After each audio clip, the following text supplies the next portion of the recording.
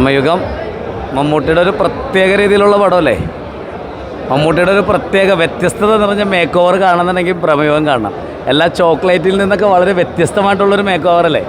ഗംഭീര പടം, അത്യാവശ്യം എല്ലാവരും വന്ന് കാണട്ടെ.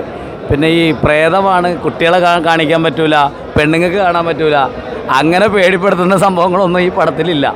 എല്ലാം നമ്മൾ യാദൃശികമായിട്ട് സംഭവിച്ചു പോകുന്ന ആ കാര്യങ്ങൾ മാത്രമേ ഉള്ളൂ ആ പടത്തിൽ. അപ്പോൾ അങ്ങനെ ഒന്ന് പേടിച്ചിരുന്നൊന്നും കാണേണ്ട പടമല്ല. പിന്നെ അർജുന അശോകനാണെങ്കിലും സിദ്ധാർത്ഥ ഭരതനാണെങ്കിലും മണികണ്ഠനാചാരി ആണെങ്കിലും അതിനകത്ത് അഭിനയിച്ചേക്കുന്ന എത്രയോ പേരുണ്ട്. അവരെല്ലാം വളരെ ഗംഭീരമായിട്ട് അത് പെർഫോം ചെയ്തിട്ടുണ്ട്. ഗംഭീര എഡിറ്റിംഗ് അല്ലേ, എഡിറ്റിംഗ് ഭയങ്കര ഗംഭീരം.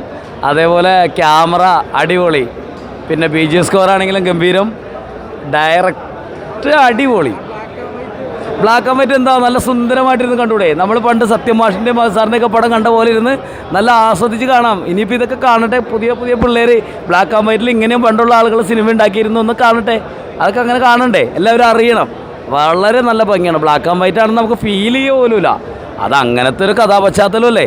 ആ പശ്ചാത്തലത്തിൽ വളരെ ഗംഭീരമായിട്ട് ആ ഡയറക്ടർ അത് അണിയിച്ചൊരുക്കിയില്ലേ. പിന്നെ ഇങ്ങനത്തെ ഒരു വെല്ലുവിളി നിറഞ്ഞ വേഷമല്ലേ മമ്മൂട്ടിയൊക്കെ എടുത്തേക്കുന്നത്. അദ്ദേഹത്തിനും വളരെ ഗംഭീരമായിട്ട് പെർഫോം ചെയ്യാനുള്ളൊരു സംഭവമില്ലേ. എന്ത് രസമാണ് മമ്മൂട്ടിയുടെ ചിരി, അതൊക്കെ പറഞ്ഞുള്ള ചിരിയില്ലേ, അതൊക്കെ എന്ത് രസമാണ്. ആ പല്ലൊക്കെ കണ്ടില്ലേ, അപ്പോൾ ഭയങ്കര മേക്കപ്പൊക്കെ ഗംഭീരമല്ലേ. എന്തായാലും വളരെ നാച്ചുറാലിറ്റി ആയിട്ടാണ് ചെയ്തേക്കുന്നത്. നല്ല ഗംഭീരപ്പടം, തിരക്കേടില്ല, എല്ലാവരും വന്ന് കാണട്ടെ. പിന്നെ പേടിപ്പെടുത്തുന്നും പറഞ്ഞിട്ട് സ്ത്രീകളും കുട്ടികളൊന്നും ഈ പടം കാണാൻ വരാതിരിക്കരുത്. അങ്ങനത്തെ ഒരു സംഭവമേ ഇല്ല. അത്യാവശ്യം ആ കഥയ്ക്ക് അനുയോജ്യമായിട്ടുള്ള ഒരു ചെറിയ പേടിപ്പെടുത്തൽ, അത്രേ ഉള്ളൂ. Okay, thank you.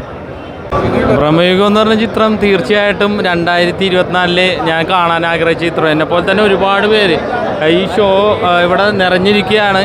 തീർച്ചയായിട്ടും ബ്ലാക്ക് ആൻഡ് വൈറ്റ് ചിത്രം എന്നുള്ള രീതിയിൽ തന്നെയാണ് മമ്മൂക്ക അതിൽ എങ്ങനെ അഭിനയിച്ചിരിക്കുന്നത് നോക്കി കാണാൻ ഞാൻ വന്നത്. തീർച്ചയായിട്ടും രാഹുൽ സദാശിവൻ, ഭൂതകാലം ചെയ്ത രാഹുൽ സദാശിവൻ്റെ ഈ ഒരു ചിത്രം ഒരു ദൃശ്യാനുഭവം തന്നെയാണ് സമ്മാനിച്ചത്.